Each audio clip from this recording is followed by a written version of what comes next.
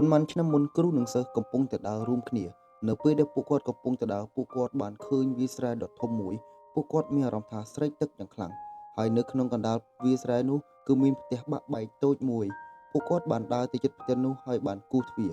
គ្រូនិងសិស្សមានការភ្ញាក់ផ្អើលយ៉ាងខ្លាំងពីព្រោះស្រែនោះធំហើយដីក៏មានជីវជាតិល្អដែរប៉ុន្តែគ្មានដំណាំសោះវាមើលទៅដូចជាម្ចាស់មិនចេះថែរក្សានោះទេបុរសម្នាក់បានបើកទ្វារប្រពន្ធនិងកូន3នាក់របស់គាត់ក៏សន្ធិដ្ឋនៅទីនោះផងដែរ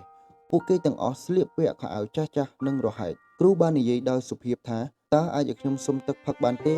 បុរសនោះបានផ្ដល់ទឹកឲ្យពួកគាត់ខណៈពេលដែលកំពុងតែផឹកទឹកគ្រូបានសួរទៀតថាដីរបស់អ្នកធំបែបនេះប៉ុន្តែហេតុអ្វីគ្មានដំណាំសោះតើអ្នករស់នៅដោយរបៀបណាបុរសនោះឆ្លើយថាយើងមានតែក្របីមួយក្បាលវាបានផ្ដល់ទឹកដោះឲ្យយើងជារៀងរាល់ថ្ងៃយើងយកទឹកដោះយកទៅលក់ដើម្បីដូចជាលុយបានបន្តិចបន្តួចហើយយើងក៏បានផឹកទឹកដោះក្របីផងដែរនេះហើយគឺជារបៀបរស់នៅរបស់យើងពេលល្ងាចក៏បានមកដល់គ្រូនិងសិស្សបានស្នើសុំស្នាក់នៅទីនោះមួយយប់បុរសនោះក៏បានឆ្លើយអូខេ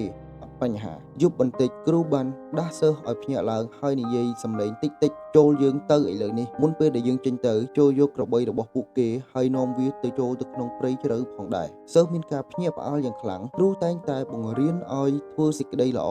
ប៉ុន្តែពេលនេះព្រោះគាត់បានប្រាប់ឲ្យយើងលួចរបស់អ្នកដទៃទោះជាយ៉ាងណាគាត់ក៏មិនអាចប្រកែកជាមួយគ្រូបានគាត់មានតែធ្វើតាមពួកគេបានយកក្របីនោះទៅជាមួយហើយបានលែងចោលនៅក្នុងព្រៃ10ឆ្នាំកន្លងផុតទៅសិស្សកាលពីមុនឥឡូវคล้ายទៅជាគ្រូធំម្នាក់គាត់នៅតែចងចាំក្របីនោះហើយចង់ទៅជួយបុរសក្រីក្រនោះនិងសុំទោសគាត់បានត្រឡប់ទៅកន្លែងដើមប៉ុន្តែ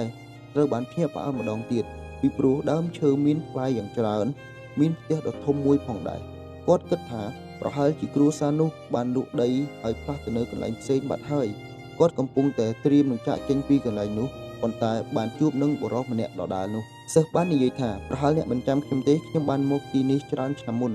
បុរសនោះបានឆ្លើយថាបាទខ្ញុំនៅចាំអ្នកច្បាស់ណាស់អ្នកចេញទៅដោយមិនបានប្រាប់អ្វីសោះថ្ងៃនោះក្របីរបស់ខ្ញុំក៏បានបាត់ផងដែរវាមិនដែលត្រឡប់មកវិញឡើយខ្ញុំមិនដឹងថាត្រូវធ្វើដូចម្តេចនោះទេប៉ុន្តែខ្ញុំត្រូវដឹងថាខ្ញុំត្រូវតែរស់ដូច្នេះខ្ញុំក៏ចាប់ផ្ដើមកាប់ឈើលក់ខ្ញុំទទួលបានលុយខ្លះខ្ញុំក៏យកវាមកដាំដំណាំហើយដំណាំដែលខ្ញុំបានដាំនោះគឺបានលូតលាស់បានយ៉ាងល្អខ្ញុំក៏បានយកទៅលក់និងបានរកលុយបានច្រើនជាងមុនបន្ទាប់មកខ្ញុំក៏បានដាំឈើហូបផ្លែឥឡូវនេះខ្ញុំគឺជាអ្នកលក់ផ្លែឈើដ៏ធំបំផុតនៅក្នុងតំបន់នេះអ្វីទាំងអស់នេះគឺកើតឡើងព្រោះតែក្របីរបស់ខ្ញុំត្រូវបានបាត់កាលពីមុនគឺខ្ញុំខ្ជិលហើយខ្ញុំមិនដែលព្យាយាមធ្វើអ្វីនោះទេប៉ុន្តែពេលដែលក្របីរបស់ខ្ញុំបាត់ខ្ញុំគ្មានជំរឿសអ្វីនោះទេដូច្នេះខ្ញុំមានតែខិតខំធ្វើការឥឡូវនេះគឺខ្ញុំបានទទួលផ្លែផ្ការបស់ខ្ញុំពិតមែនសិស្សបាននិយាយថាប៉ុន្តែអ្នកអាចធ្វើវាតាំងពីមុនមកម្លេះបរិសុទ្ធនោះបានឆ្លើយថាត្រូវហើយខ្ញុំអាចធ្វើវាបានតាំងពីមុនប៉ុន្តែខ្ញុំមិនដែលព្យាយាមធ្វើនោះទេជីវិតរបស់ខ្ញុំគឺរស់នៅបែបធម្មតាពេលដែលខ្ញុំមានក្របីខ្ញុំមិនដឹងថាខ្ញុំមានសមត្ថភាពដែលអាចធ្វើអ្វីបាននោះទេពេលដែលក្របីរបស់ខ្ញុំបាត់ខ្ញុំត្រូវធ្វើការផ្លាស់ប្ដូរយ៉ាងខ្លាំងនៅក្នុងជីវិតរបស់ខ្ញុំ